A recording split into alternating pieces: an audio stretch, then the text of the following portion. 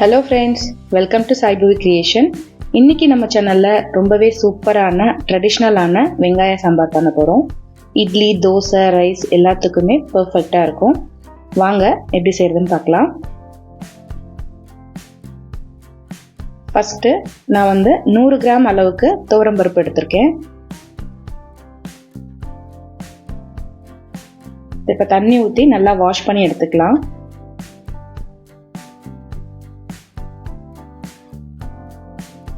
நல்லா வாஷ் பண்ணி எடுத்துக்கோங்க.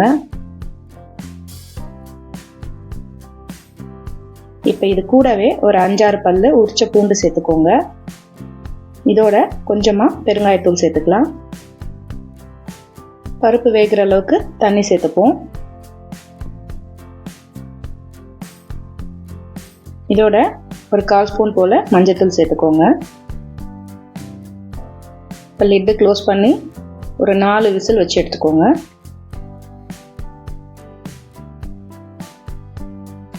அடுத்ததா ஒரு பேனில் கொஞ்சமாக எண்ணெய் சேர்த்துக்கோங்க.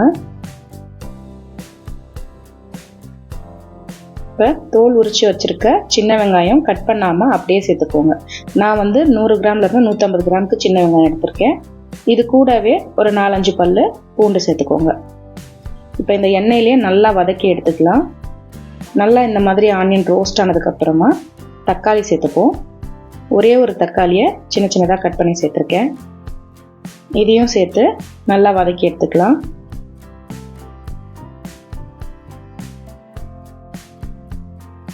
ஒரே ஒரு கொத்து கருவேப்பிலை சேர்த்துக்கலாம். கூடவே ஒரு ஸ்பூன் போல் சாம்பார் பொடி சேர்த்துருக்கேன். தேவையான அளவு உப்பு சேர்த்துக்கோங்க.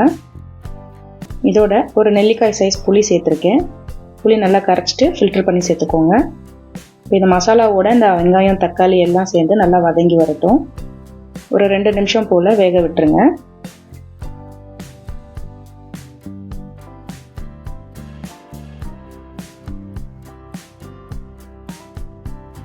அடுத்ததாக நம்ம வேக வச்சு வச்சுருக்க பருப்பை நல்லா மசிச்சுட்டு உள்ளே சேர்த்துப்போம். இது கூடவே தேவையான அளவுக்கு தண்ணி சேர்த்துக்கலாம். இது எல்லாத்தையும் நல்லா மிக்ஸ் பண்ணி விட்டுட்டு நல்லா கொதிக்க விட்டுருங்க.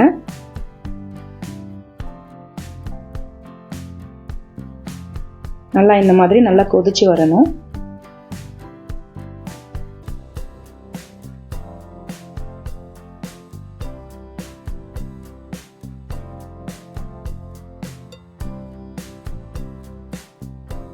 பருப்பு நல்லா கொதிச்சு ரெடியாகி வந்துருச்சு. இப்போ இந்த ஸ்டேஜில் தாளித்து கொட்டிடுவோம். ஒரு சின்ன பேனில் கொஞ்சமாக எண்ணெய் சேர்த்துக்கோங்க. இதோட 1/2 ஸ்பூன் போல் கடுகு, உளுத்தம் பருப்பு சேர்த்துக்கலாம். கூடவே ஒரு 1/2 ஸ்பூனுக்கு சீரகம் சேர்த்துக்கோங்க. 1/4 ஸ்பூன் போல் வெந்தயம் சேர்த்துக்கலாம். ஒரு 3லேருந்து 4 வரமிளகாய் சேர்த்துக்கோங்க.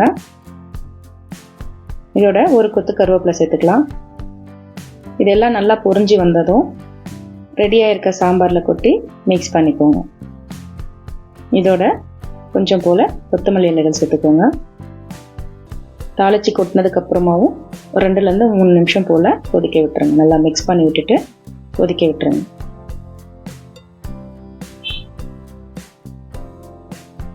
சூப்பரான வெங்காய சாம்பார் ரெடி ஆயிடுச்சு.